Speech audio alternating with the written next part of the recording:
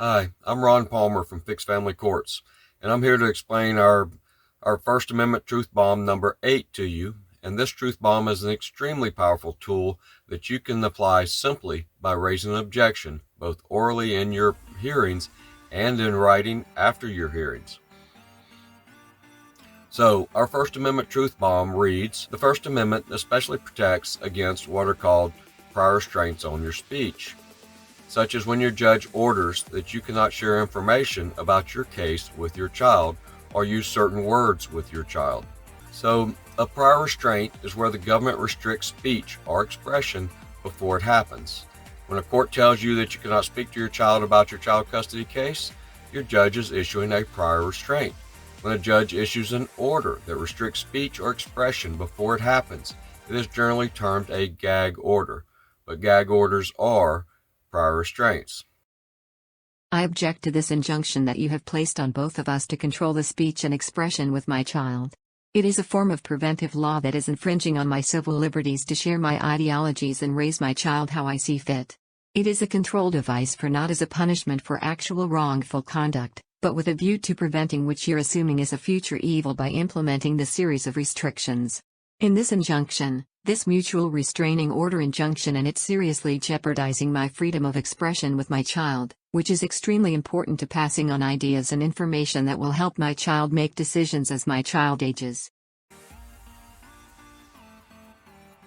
Prior restraints are generally unconstitutional unless the government meets certain very strict standards.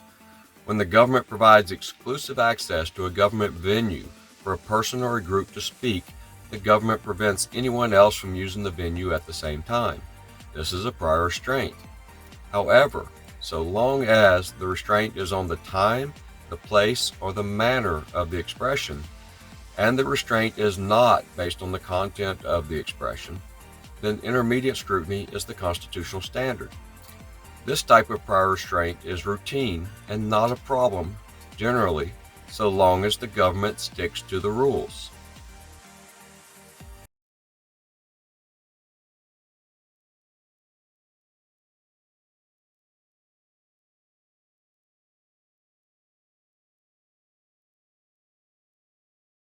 The thing that raises the standard is when the government restricts speech based on the content of the speech.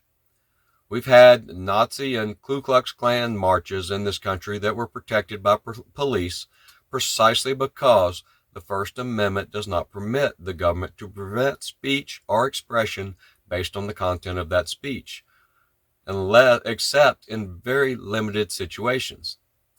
The fact that speech or expression may be hateful simply doesn't qualify to have it limited by the government. However, specific actionable threats of unlawful harm to another person generally do qualify, depending on how specific and how actionable the threat is. So general statements of bad things is not going to get you in trouble usually. It has to be pretty specific and actionable, something that the other party is going to take notice of and think is real incredible. So, when your judge orders you not to speak to your child about your child custody case, your judge is issuing a content-based prior restraint that is most likely unlawful in most cases. Because your judge is presuming that talking to your child about your case would be harmful to your child, and your judge is presuming that he or she has authority to prevent this type of harm,